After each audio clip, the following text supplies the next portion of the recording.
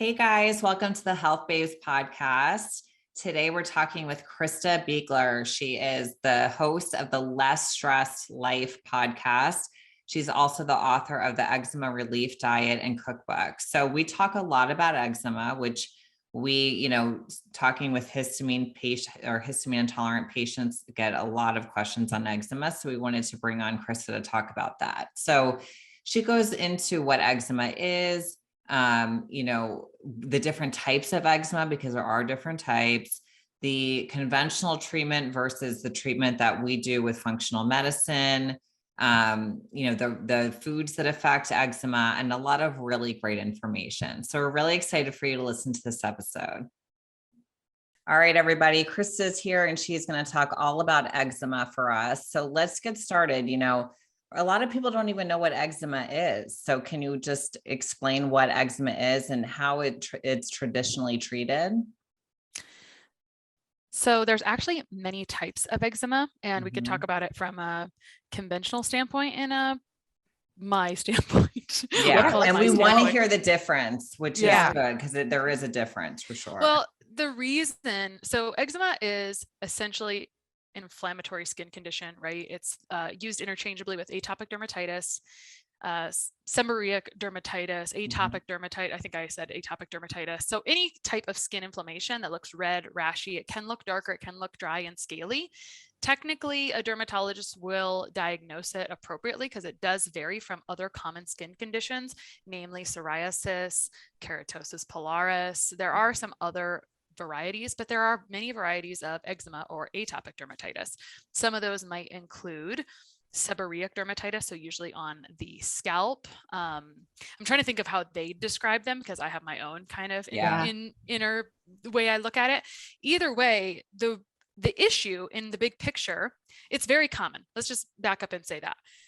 Something like 10 to 20% of kids are affected by eczema, and somewhere between, I think it's like under 5% of adults, but everyone knows someone who's got a rash thing from somewhere in their life, right? And I think we often want, when something's kind of funny, we sort of want a name to put on it.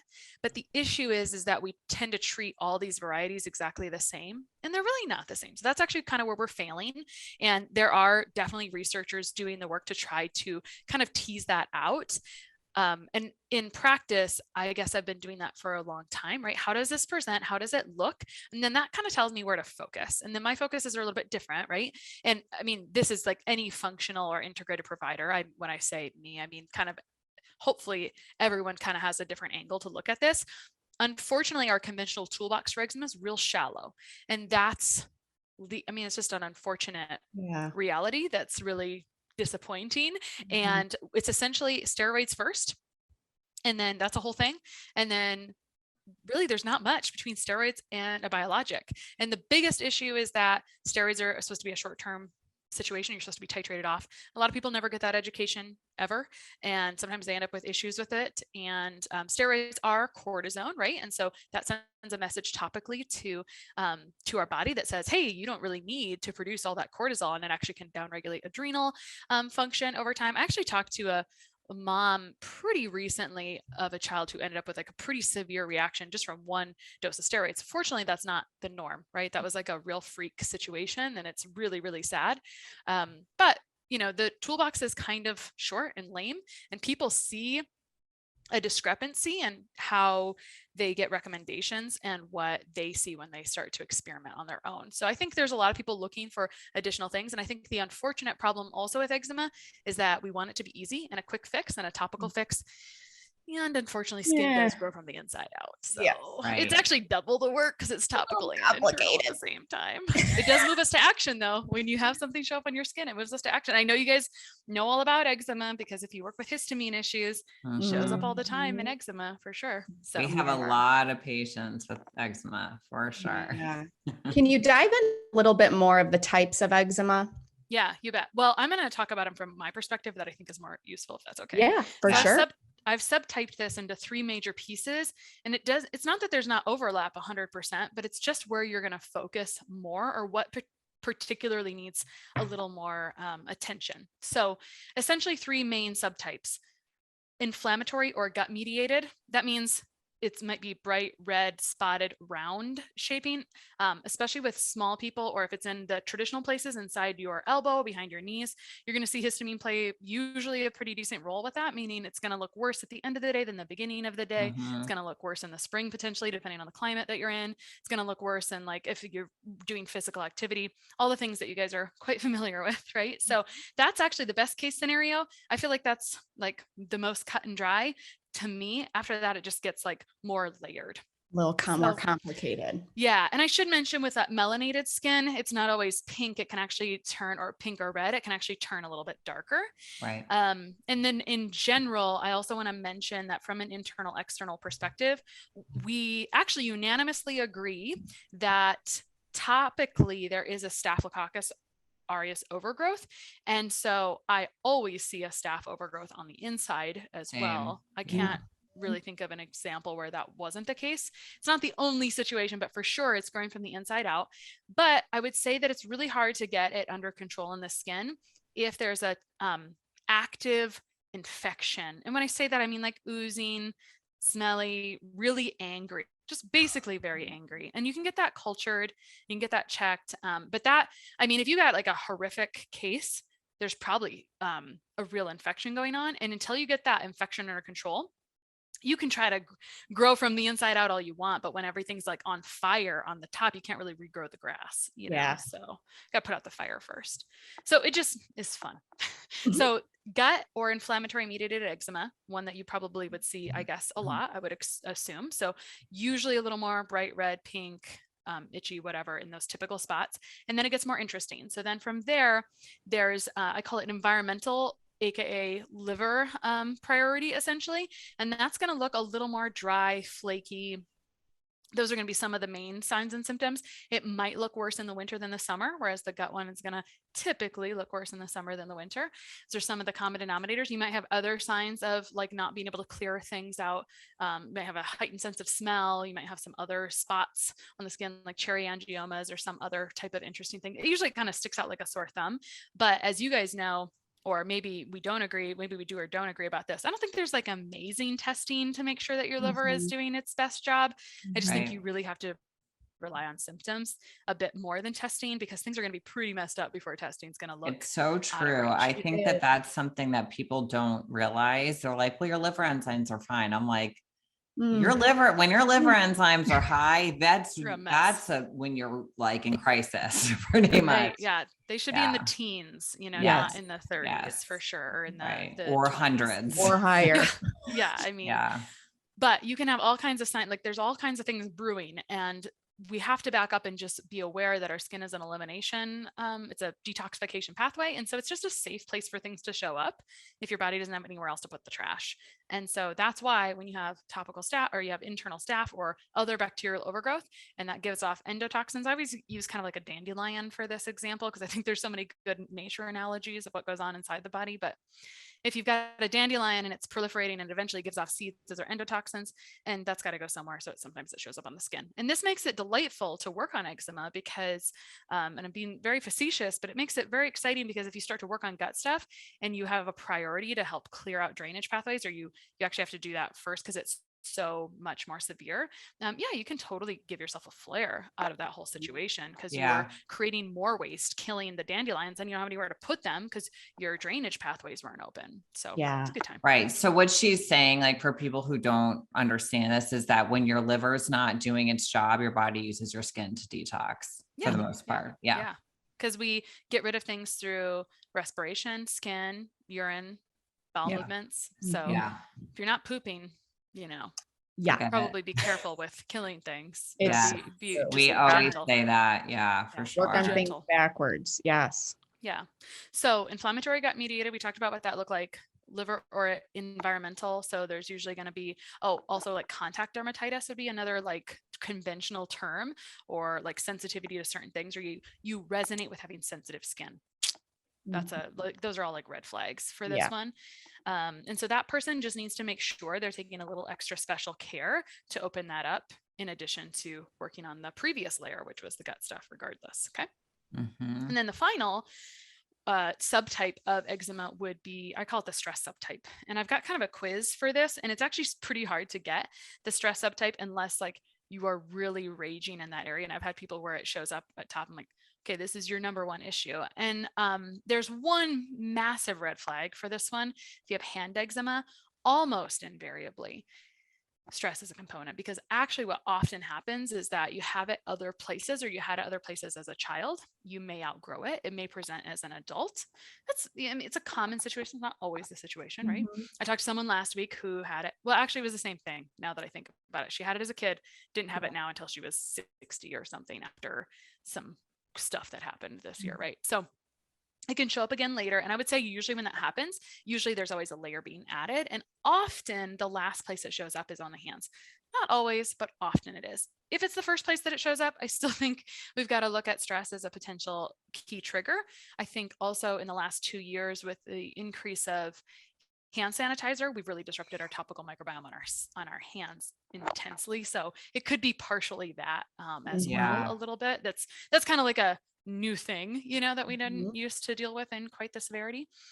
So all of those. So with stress, that one's kind of sucks, just because it seems to improve kind of the slowest. It's almost like you can get other areas to improve. I mean, there's a lot of things we can do to make it improve faster, but I like to just throw it out there, like, this is the biggest cause. And so we're going to go over after the things that are being depleted in this situation first, but that has to be addressed in some capacity. So I think the challenging part of our jobs is always, how do we help you mitigate what stress has already done to your body? And then the biggest thing for me has been, okay, great, I can help you like fill in the deficiencies and fill in the gaps and help you rebuild cells, but you got to quit killing those cells if you want to have long-term success with this. So yeah. And stress drives histamine too. So totally.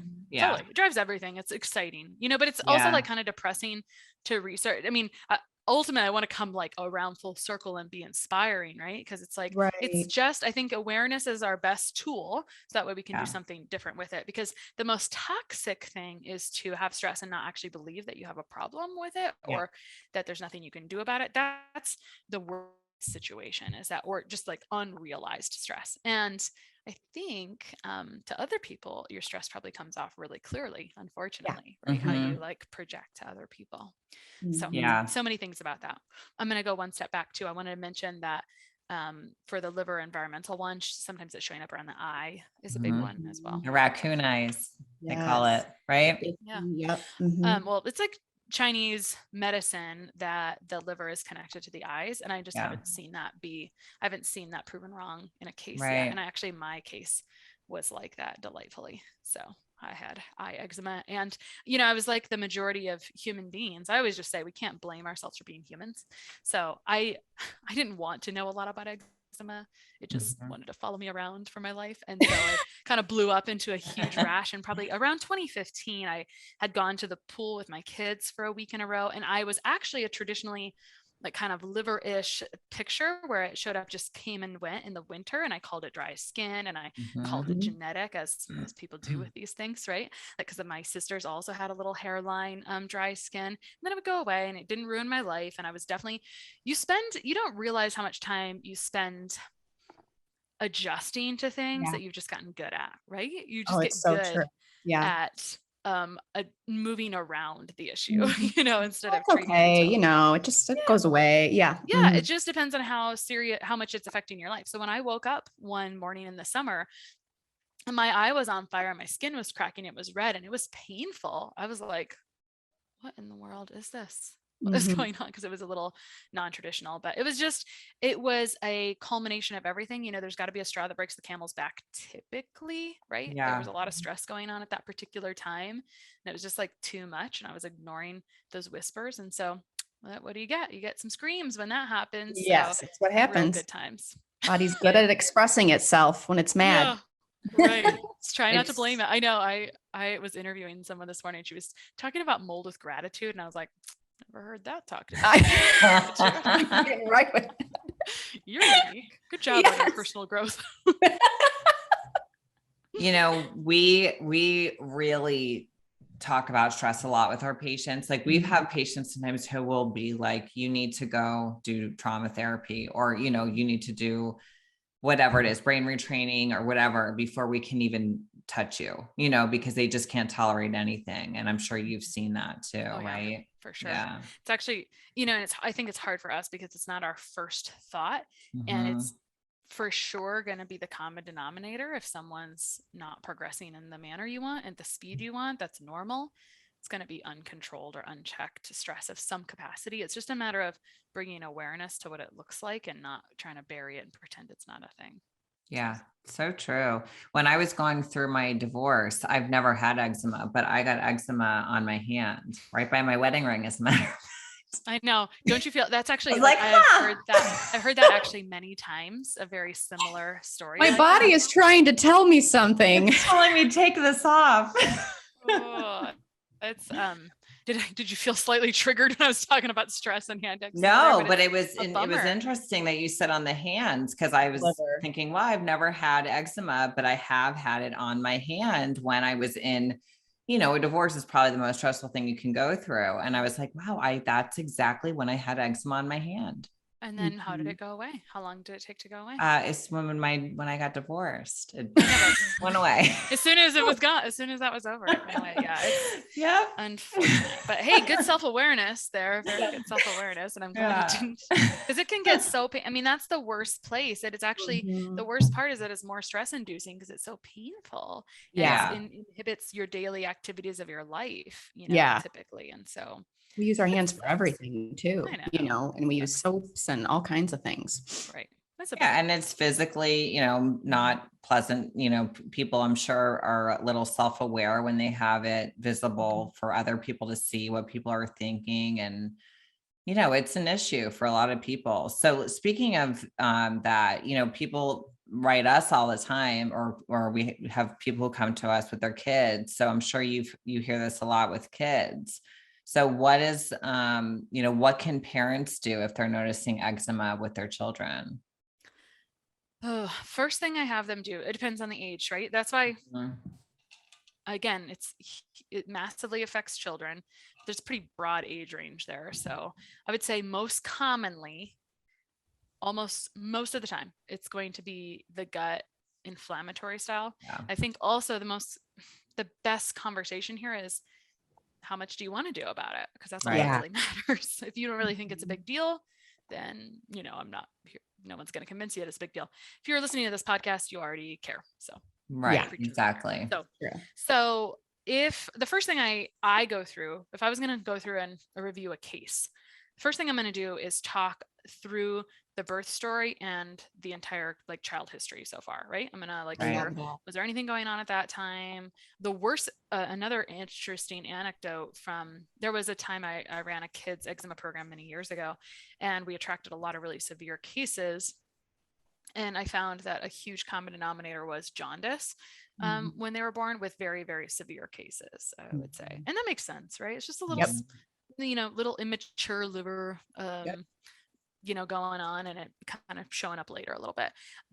Almost every time also, the parent is able to kind of share with me sort of where things went south and what was happening. Like, oh, it started to present at this age, and then this happened, and then we moved. I'll just think of a case this week. Then we moved here, and it got more severe, and then she started getting sick with these new allergens in the environment, and then she went on antibiotics a few times. That's a pretty common situation. Also, I had one parent one time, really cool thing that they did, because no one remembers anything.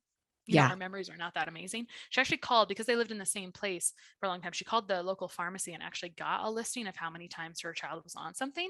And it was shocking to her. So this kid was 12. And so she was able to see, oh, he'd actually been on antibiotics 8 times in his life, and so that was really great, because especially if you have multiple children, you can't keep up with it. You can't even remember their birthdays. What's your name? Right. Get, so I always want someone to write out a bullet point history. I think I can use that example all the time. Is with a kid or with a more complex case, or if you've seen some people, I kind of want a quick bullet point history. Then the next thing I'm going to go to is family history, just because I want to point out that everything makes sense. I want it to make sense so I can fix it. I've only seen a couple times where someone, I just don't believe it. They were like, oh, there's no trigger and there's nothing. And she was like, no one has anything and there was nothing going on. I was like, that doesn't really make sense, actually. Yeah. Not the case ever. Usually it makes sense in some capacity. So usually there's going to be asthma, allergies, or eczema in the family history somewhere, because there's a genetic predisposition to allow this type of thing to show up. And by the way, even when you fix it, I could have had eczema 10 more times and I don't, because I catch it early. And then like I feel a sensation on the skin. Like, let me give you an example. I like to indulge when I go on vacation. I live in the middle of nowhere in a field. And so I always cook at home. And so when I go on vacation, I like to eat the things and drink the things, and it's a wonderful time. And I have to be careful with coffee, because coffee is like not a great, it's, no one wants to say anything bad about it, but it's full of mold. So anyway, I have to be careful when it messes with histamine too. I know. Someone needs to just love hate. So if I go, I've actually like just straight up avoided that one giant coffee company, because their coffee used to just make me feel terrible. But if I'm like drinking coffee routinely morning after morning on vacation, I've had times where I feel a sensation around my eye where I used to have eczema. It's a sensation. Wow. It's like a twit. It's like a tingle or something. And I'm like, all right, I'm just gonna back off on that coffee and clean up things a little bit, because I don't want to slide backwards. And I think it is important to have so much awareness that you're not relapsed, because you got to kind of know thyself. Anyway, I'm off on a tangent per usual.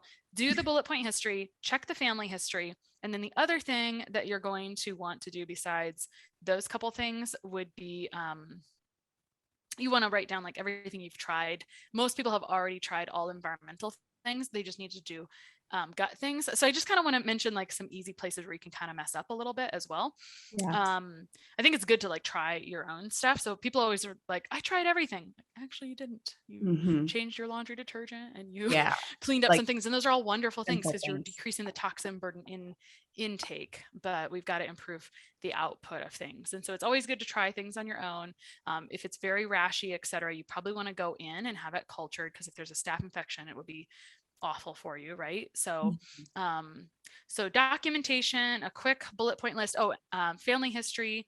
Almost invariably, mom might book a call to talk about her child. And like, all right, so let's talk about you now, because you're very connected. It's not anyone's fault. It's just that we've, usually that there's like some kind of gut related issue commonly, or an autoimmune thing already, or something was going on beforehand. And so we just easily share that. We share a microbiota with each other. So those are the places to start.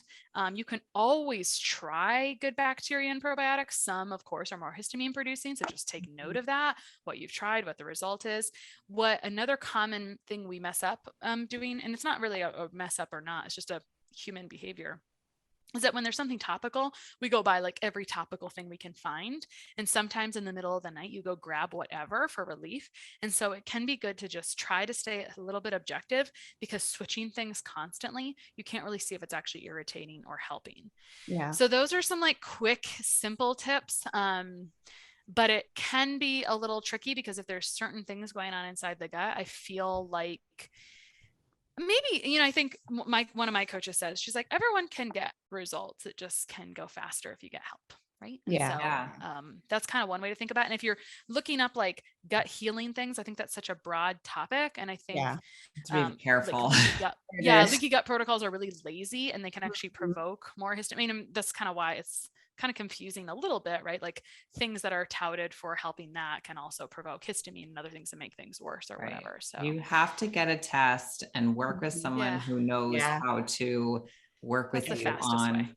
I mean, it sees the big picture. Right. Sees the big picture. And I will also mention, I think we're also achieving this level in practice in society that I want you to be aware, because then now I have this visit in my office a lot, that someone has gotten a test and they believe that that's going to be the answer, but it's really the intervention that's the answer. And so unfortunately, like not all tests are created equal, and not all protocols and not all interventions are created equal. And that's okay. We don't have to like say that that's a bad thing, but sometimes there's failure. And it's becoming more common, because we're relying, we're kind of using what we used in conventional medicine, which is relying solely on a black and white test. And it's starting to pop over in a functional testing world. We think it's good enough, and it's not. I look at tests, I'm like, why didn't anyone do anything with this? Yeah. Right. It's not very True. got a problem. So Yeah. that's unfortunately becoming more common. And so I think I just want to like give lip service to it, because otherwise people really believe, oh, I've tried everything because I went and got that. I ordered that test. And So there's opinions, right? Like people are going to have opinions on whether they want to DIY it or work with someone. And there's not a right or wrong thing. I just don't believe personally at this time that I can like give you some DIY protocol for what's going on specifically in your gut and you're going to be successful 100% of the time. No, you have to find someone who knows what tests to order, how to like explain the test to you, and how to create a specific protocol for you based on what the test says. Right. You can't just go order. And this is what frustrates me with some of the testing companies we work with, how now you can just order tests like right off their website. I'm like, what are the people supposed to do with this? Like self-diagnose, like, and then self-treat? That's not fair, you know? So then they're buying this test and they don't know how to do anything with it. Yeah. Right. And Or they hear like I have eczema, right? They hear I have eczema. I'm going to go do a stool test, but it could be driven from something completely different or a combination of things, or you're not doing it in the right order. You got to be so careful. It is kind of annoying. Yeah. You mentioned bacteria, staph a little bit. Let's talk a little bit about some of the other infections like fungal, any other bacteria. Can you talk a little bit about that? Yeah, for sure. Anything is on the table, first of all. And even when we're talking about, I think sometimes some people like to create a longer list of potential root causes. I like to oversimplify it into a few. But if you want to talk about mold, for example, right, which is like kind of next level, I never suggest we like immediately think about that. There's just red flags for me that come up around it. I wanted to make sure I screen well. You know, I'm going to look at that as a big ugly fungus and just like a more intense one that's going to destroy everything in its path forever, and then get shuttled away and stored for a while. So that's a more intense one, but it's kind of gut and liver for sure. It's just more extreme, right? And I'm sure you see that a lot, because if you're dealing with histamine issues, it means you may see a little bit of mast cell stuff, and almost always it seems like there's a lot of mold. And I'm really like floored at the common how common mold is now. And the unfortunate thing for us is that, you know, I can counsel someone through what to do in their body, but if they're living with it, it's just alarming. And it's so hard too, because you got to get out of it, and then it's so hard to remediate, and the cost of things too, that's an issue for people. It's just a really tough all around animal mold. I want to actually mention something that's kind of interesting from my own story that might be useful. I've had many people like book calls because of this thought, and I want to share it. So a common thing that's given out for like, for example, from the derm is to do a bleach bath. And I just want to point out that that's essentially the same thing as swimming in a swimming pool, kind of like bleach and chlorine are very similar. And so it can be, I mean, it is what it is. Hopefully, I like when derms say like a bleach dunk. There's other things that could be used in place of that. I have like some trauma from this because that was actually the cause of mine. So I'm a little different, right? Like I didn't have, so people, and that's actually a good point, is like, does it look better or worse after the pool? So if it looks better after the pool, there's some topical staph going on, right? Because it's like a bleach dunk, you're swimming in that. And then if it's worse, there may be more of a liver component. Or even for me, I was able to clear everything out without knowing this, but later on finding out that the halogen imbalance with like chlorine, bromine, all those things, like that was a for sure piece of my story that I hadn't sleuthed out when I was like clearing things out. But for me, like the pool was really the it made it worse. And so it kind of pointed at different directions. So again, we can't give one treatment for every kind. That's kind of what I'm trying to like subtype and say, this is the system that you support first. Here's the things that abuse it. And that's your question, is what kind of bugs can there be? There's bacteria, there's, as you know, Klebsiella and staph and strep, and then there's the fungal, and there's all kinds more, right? There's H. pylori, and that's related with many skin conditions, all kinds of things. And then there's also, in general, when we're talking about fungus, and we could talk about this, I'm sure you guys have feelings about this, I'm sure you talked about it a lot, rights and wrong ways to address fungus, but I don't believe it sheds out in the stool very well. So I just screen for symptoms: itchy ears, stuffy nose, yeast infections, toenail fungus. Actually, bacterial vaginosis can be a recurrent, that can be fungal imbalance. And then it also tends to make sense, like if people have had antibiotics, fungus has a party, right? Because there should be a balance. Right. So if things showed up, I think also to keep in mind, skin is latent. So it's not like you had a sinus infection and it showed up the next day. It might show up in a month or 2 months or like a few months later, because it's kind of low grade stuff that's kind of brewing and like proliferating, and those dandelion seeds are spreading and then they don't have anywhere to go. So there's multiple types of fungus. We talked about mold, right? That's a really like nasty one. Then there's like straight up candida, all those types. And then there are protozoa.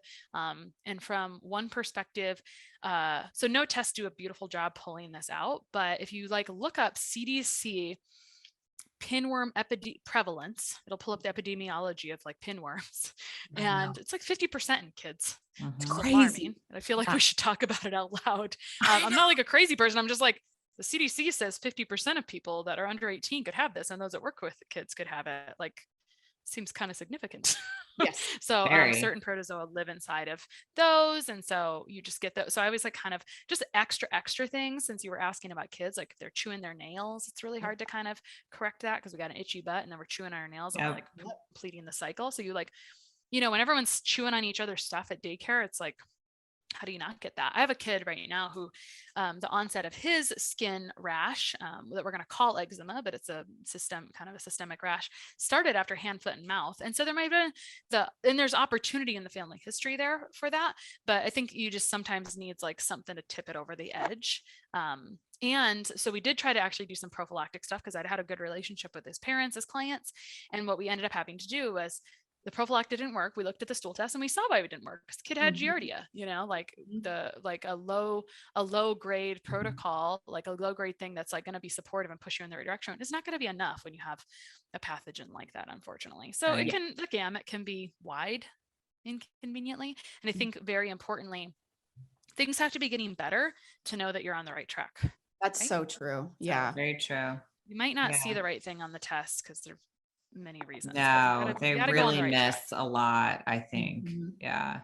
What do you, so what about food? Naturally. What's the relationship people like to see them? Yes. What? Yes. No. Yeah. Because if there's something you can show them, at least you can say, this is the least that you have. Probably more. Yeah. I missed a part of what you said there, but I think you said, what's the relationship? Yeah. What is the relationship with food and eczema? I have, it's funny, I've really come full circle. My very first cases way back when, because as a dietitian by trade, I have an interest in food, right? And so food is, you know, it is foundational, it is medicine. And so I actually had success with food interventions in early practice with amazing clients. And we ended up with good food relationship afterwards, which was important.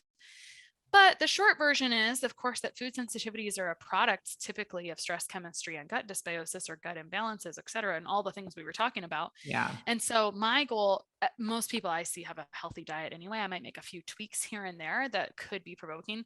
Usually I'm thinking about histamine inducing things, so just so I can calm the skin down short term. I think that's actually your guys' approach as well, and then deal with it actually in real life. Right. Like, I want to reduce the fire, I want to quit feeding the fire, and then I want to reduce the core problem, and then it's fine. And if I can not adjust the diet as much as possible, I mean, sometimes there's some things that are big eczema triggers.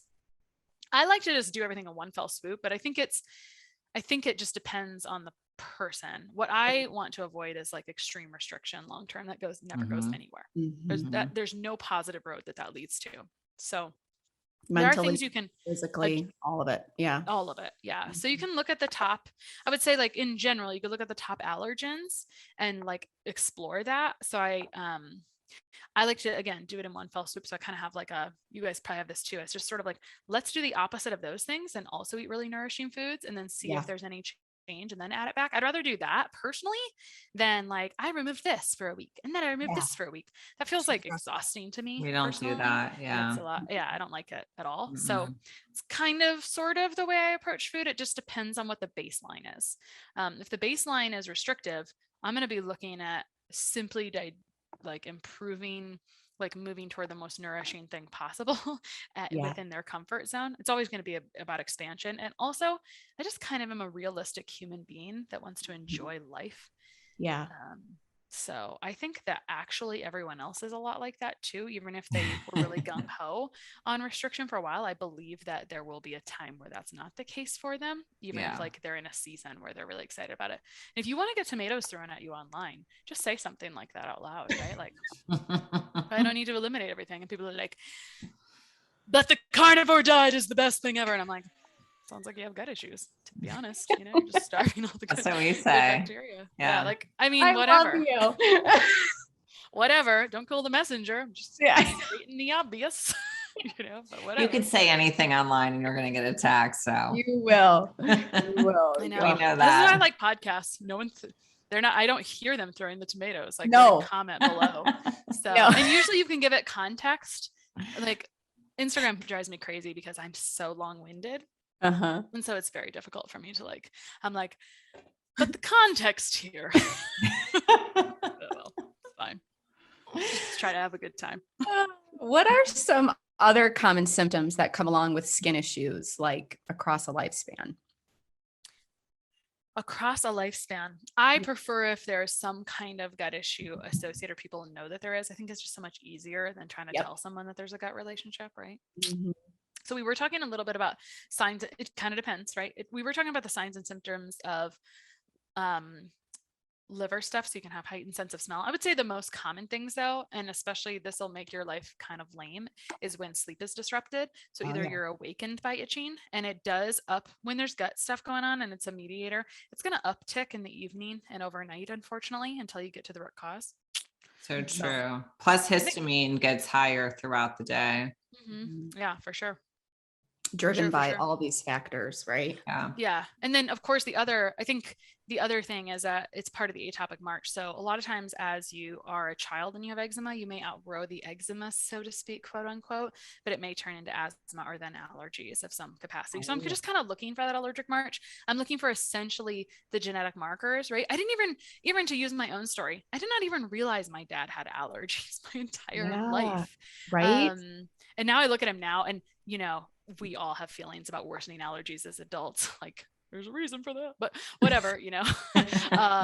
And now I can see it like plain as day. I probably just like walked around under with my head in the sand as a child or something. But he definitely had significant allergies. And so I was given, I do not have great genetics, but you know, it's nice to just be aware, like, hey, I'm going to have to support that all the time. Like, it's not like I just woke up on a different side of the bed and I'm perfect the rest of my life. Like, I'm going to just continue to optimize because I don't have great genetics for breaking down histamine. I don't have great genetics for moving out histamine and all those things. So I can go backwards if my life is not supportive. My mantra is then this applies to diet and life and not relapsing. Be more supportive than aggravating. The end, you know, like go have a good time. But I love that be more supportive than aggravating, right? If you do that, if you stay in that balance, you're probably in a health crisis because you were more aggravating than supportive, whether you knew it or not. Right. In your stress or in diet or in your environment or just name anything. You know? Yeah. Yeah. I love that. So, those are some of the things that go factors. I mean, I have lots of feelings about people having a sluggish thyroid and all those things as well. But I know it all goes together too. I mean, it's everything drives the other thing. So if you had like one simple word of advice on eczema to give people, what would that be? It would be that you totally have options. You haven't tried everything, and to try to back up and be an objective scientist first and take the emotion out of it. Because the more emotionally we drive things, even though that our health is really emotional, it's really hard for us to make gains because we attach that to it. So we have to step back and try to be objective and, you know, make the lists and back up and kind of look at the big picture of it. And if you create a bullet point or you have kind of a timeline and you can't quite figure out or see something, you might be able to then use that work that you did and share it with someone else, and they may be able to pick it out really quickly and easily for you. Plus, if you're bringing emotion into it, you're going to bring stress into it, right? Yeah. I mean, that is the most complicated thing for us as practitioners is every person we take on, we have to have the space and capacity for any kind of emotional baggage that they're going to bring with them that they're not handling on their own. That is the truth. So I can tell who doesn't have a therapist immediately. We refer them to do work on that sometimes if they're if we can tell it's going to really get in the way of everything we try, we're like, why waste your time and money on supplements and testing if this is going to always be there? So let's deal with this trauma or whatever the stressor is first, and then we can do our job. There's always going to be an emotional factor to every single thing. I always kind of like talk about things from a triad and say, you know, there's this nutritional angle, which we kind of do with like testing and all those things. There's a structural angle, like the integrity of the skin. You do have to fix that as well. Like, and then there's the emotional angle, and it's always going to be there. So we always can do work on it and always improve. So you just have options. And I hope that feels enlightening instead of like, what if that felt amazing instead of overwhelming? What if you felt inspired instead of overwhelmed? Like that we get to make, we can rise to that if we want. Yeah. And the point is that you can always navigate through this. And, you know, I think you've made a lot of good key points and what people should be looking at, you know, emotional aspect, liver health, gut health, foods, you know, like we're either doing that on your own if you have to, or working with somebody who actually knows how to do that with you. And you can get to the root of this and you can get better. So kind of focus on that. Yeah, exactly. Make that good neural pathway. Yes. You don't have to be sick. You can get better. It may suck in the moment. Just be grateful. Your future self should be grateful for the current self that had to go through that, because you're going to learn a lot from it. It's true. Yeah. You're going to be able to teach people too. Cause I mean, I literally felt like I was dying when I was living in mold. Oh. And now I have a lot of information to tell other people about what to do. So there's a silver lining. Yeah, for sure. So where can people find you? I'm at Christa Biegler. Well, actually, if you're listening to this podcast, I'd love for you to listen to mine. It's called The Less Stressed Life.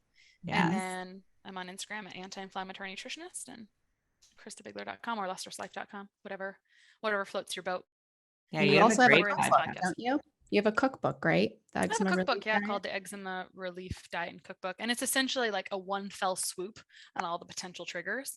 But mostly if it's more of a histamine driven case, I would call it. Like not if it tends to be the liver one, like you're going to get more bang for your buck by adjusting your environmental things and improving elimination pathways. I mean, eating whole foods can be a way to eliminate toxic burden. It's a potential thing, but it's kind of like a couple week roadmap on like trying to make that easy. So it's like one experiment instead of like an ongoing forever type experiment. And it does say, you got to do the next things after that. You know, if you have a book, you try to like do everything inside of it. And then the publisher says, this is too long. This is not a health yes, we know. Rude. I was trying to save lives here. Thanks a lot. You're like, we're going to cut 20,000 words, but like, you're fine. Thanks. Oh my gosh. My losses on those hours of my life. Yeah. Let me cut out some of the citations at the end just to save word space. Whatever. Just don't have alignment on what's valuable and integrity. I love it. Well, thank you so much. This has been so informative. People are going to love it. Good. I hope so. That's always the goal. Like you can do better. So yes. And if you guys liked this episode, don't forget to leave a review. It takes 2 seconds. And don't forget to mention Christa and this specific episode so other people can know what to look for. Thank you, Christa, so much for coming on. And thank you everyone for listening. And we hope you have an amazing day.